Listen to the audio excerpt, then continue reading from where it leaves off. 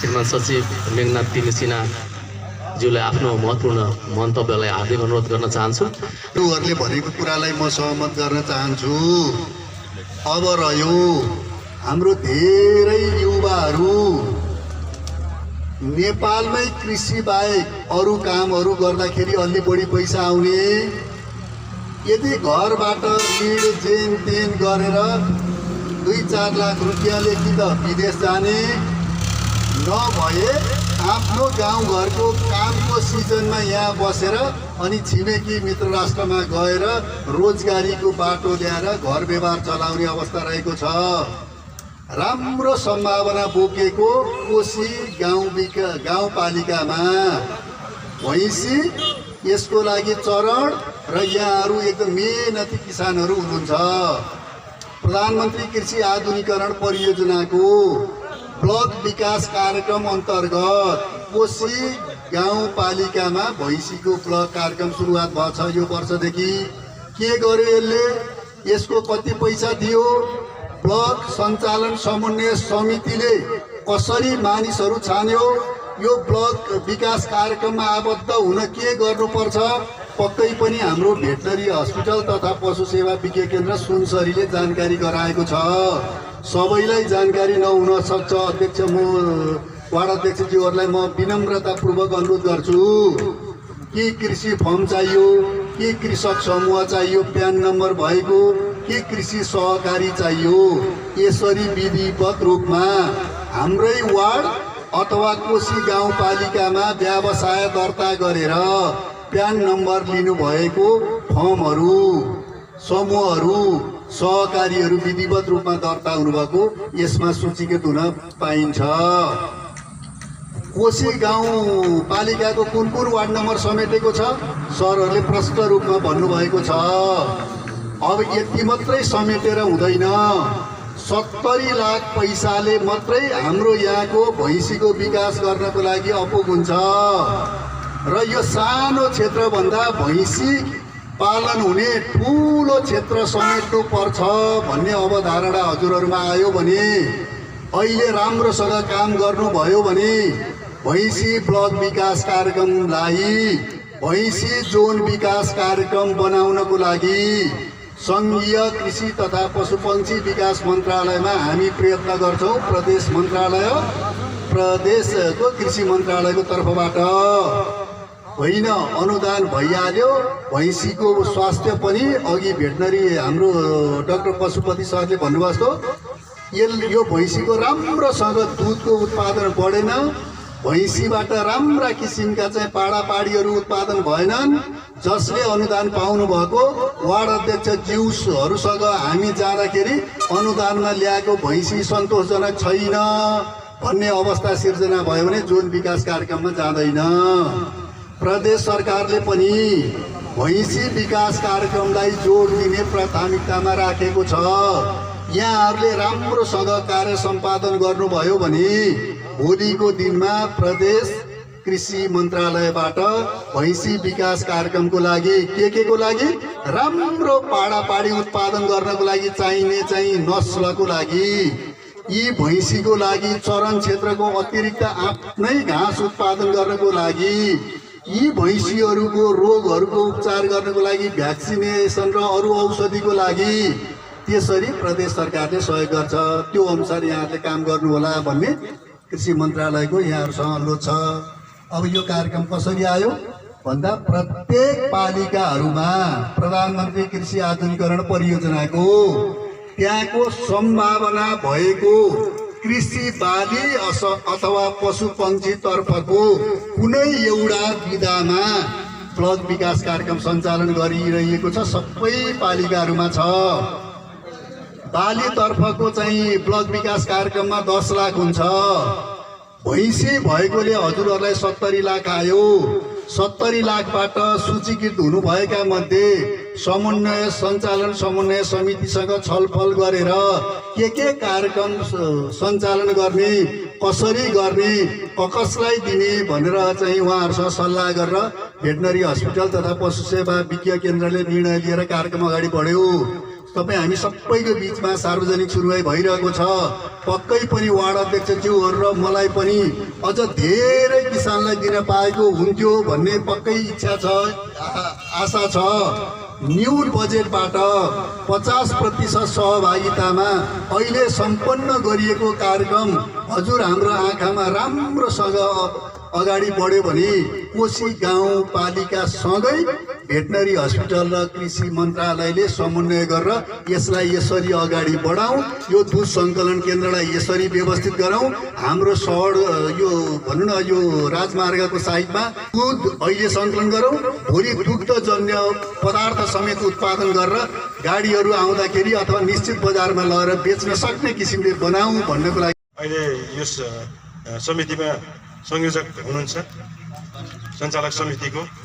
यो निरन्तर रूपमा भैँसी पालन गर्ने, जबकि यो ब्लक विकास कार्यक्रम सधैँ रहिरहँदैन, तर यो चाहिँ ब्लक विकास कार्यक्रमको रूपमा निरन्तर रूपमा सञ्चालन भइरहोस् र यसलाई चाहिँ हामी भेटनरी अस्पताल अथवा चाहिँ पालिकाको वडा कार्यालय विभिन्न सङ्घ संस्थाहरूबाट यसको जुन अहिले हामीले जति कृषकहरू यहाँनिर समेटेका छौँ त्यसलाई चाहिँ दिनानुदिन वृद्धि गर्दै लैजाने, भैँसीको जातीय सुधार, आहाराको उत्पादनका कार्यक्रमहरू, दुध सङ्कलन केन्द्र, यस्ता कुराहरूलाई चाहिँ हाम्रो निरन्तर रूपमा यो कार्यक्रम सञ्चालन हुनेछ। हामी प्रदेश सरकारले पनि यसलाई सरसहयोग पुर्याउनेछौँ र स्थानीय पालिका सरकारले पनि यसमा सरसहयोग पुर्याएर कृषकहरूको आम्दानीमा सहयोग पुग्नेछ र यो कार्यक्रम पारदर्शी ढङ्गले सञ्चालन होस्। सबैले यो कार्यक्रम थाहा पाउनुहोस्, यो समितिले कहाँ के कार्यक्रम गर्यो भन्ने कुरा हामीलाई थाहा छैन, अथवा चाहिँ अथवा समितिले चाहिँ आफ्नो हिसाबले सञ्चालन गर्यो भन्ने कुरा नहोस्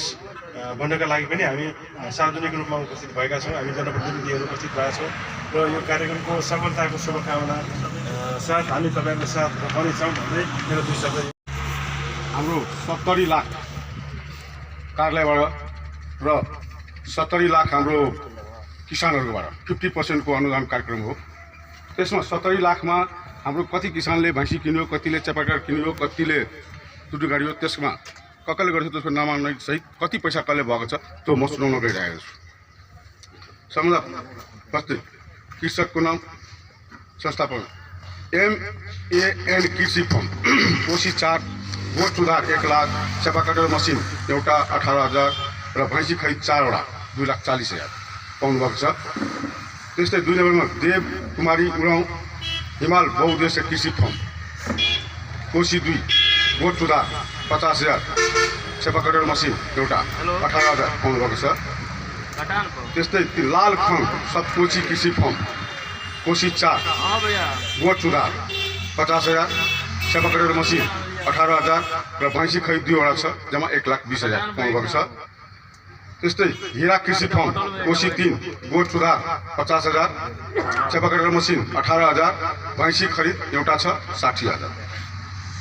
त्यस्तै महालक्ष्मी पशुपालन कृषि फर्म, कोशी 3, गोठ सुधार 50,000, चपाकटर मसिन 18,000 मात्रै पाउनुभएको छ, भैँसी पाउनुभएको छ।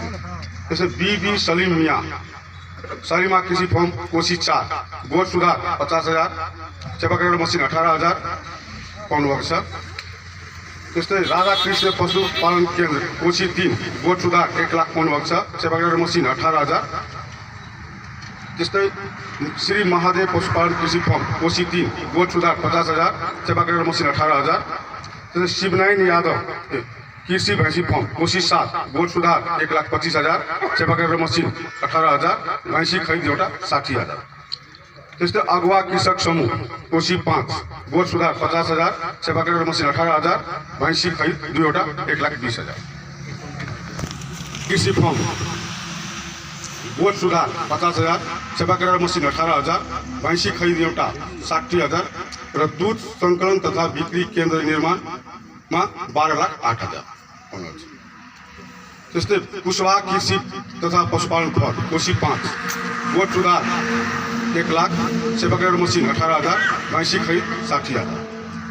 त्यस्तै जय विसारा पशुपालन कृषि फर्म कोशी 3 बोट सुधार 50,000, सेवा करार मसिन 18,000, भैँसी खरिद 60,000। त्यस्तै गौरी कृषि फर्म बोट सुधार 1,00,000, सेवा करार मसिन 18,000, भैँसी खरिद 60,000। रोबिना कृषि फर्म कोशी 3 बोट सुधार 50,000, सेवा करार मसिन 18,000, बोट सुधार 50,000। गौरी शंकर पशुपालन कृषि फर्म कोशी 3 बोट सुधार 50,000, सेवा करार मसिन 18,000, भैँसी खरिद 60,000। यदुवंशी कृषि तथा पशुपालन फर्म कोशी 3 बोट सुधार 50,000, सेवा करार मसिन 18,000, भैँसी खरिद 60,000। कोशी टपू कृषि सहकारी संस्था लिमिटेड कोशी 3 बोट सुधार 50,000, कोशी टपू कृषि सहकारी संस्था बोट सुधार 75,000, सेवा करार मसिन 18,000। कोशी टपू कृषि सहकारी समिति कोशी 3 बोट सुधार 50,000, सेवा करार 18,000। त्यो एउटै कोशी टपू कृषि सहकारीबाट अरू सदस्यहरू भएकोले त्यसको नाम जोडिएको हुन्छ। बोट सुधार 50,000, सेवा करार मसिन 18,000। अर्को जुमिला खातुन कोशी टपू कृषि सहकारी संस्था कोशी 3 बोट सुधार 50,000, सेवा करार 18,000। यादव गाय भैँसी बखरा पालन तथा कृषि फर्म कोशी 3 बोट सुधार 50,000, सेवा करार मसिन 18,000, भैँसी खरिद एउटा 60,000। त्यस्तै यादव भैँसी पालन फर्म कोशी 6 बोट सुधार 1,25,000, सेवा करार मसिन 18,000, भैँसी खरिद 60,000। फर्म कोशी 5 बोट सुधार 50,000 मात्रै पाउनु। कंकाली कृषक समूह कोशी 6 बोट सुधार 50,000, सेवा करार मसिन 18,000, भैँसी खरिद 60,000। कंकाली कृषक समूह कोशी 6 अर्को कृषि फर्म वहाँ बोट सुधार 50,000, भैँसी खरिद 60,000, सेवा करार 18,000।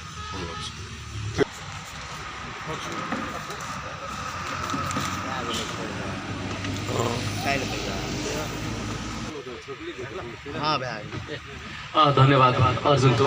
यो बेल्टमा यति धेरै भैँसी पालन गरिएको छ, गाई पनि पालेको छ, दुध सङ्कलन गर्ने कुनै पनि ठाउँ छैन। त्यसकारण हामीले यसमा कम्तीमा 2वटा भैँसी पालेको किसानलाई मात्र हामीले समावेश गरेका छौँ। यसको बुझाइ के हो भने एउटा भैँसीको दुध किसानले आफ्नो घरमा खाने गर्छ, प्रयोग गर्छ भने एउटा भैँसी बराबरको दुध कम्तीमा बजारमा जान्छ, बेच्छ र त्यो बापत केही न केही आम्दानी गर्न सक्छ। बिस्तारै व्यावसायिक रूपमा त्यो भैँसी पालन अगाडि बढ्न सक्छ भन्ने हिसाबले हामी त्यो काम गरेका छौँ। र सँगसँगै अब दुध बेच्नलाई त्यस्तो खालको बिक्री केन्द्र सङ्कलन केन्द्रहरू नभएकोले यसैले हाम्रो एउटा फर्मले त्यसलाई व्यवस्थापन गरेर व्यवस्थित रूपले यो क्षेत्रमा चाहिँ दुध सङ्कलन गर्ने हिसाबले यसले व्यवस्थापन गर्नेछौँ।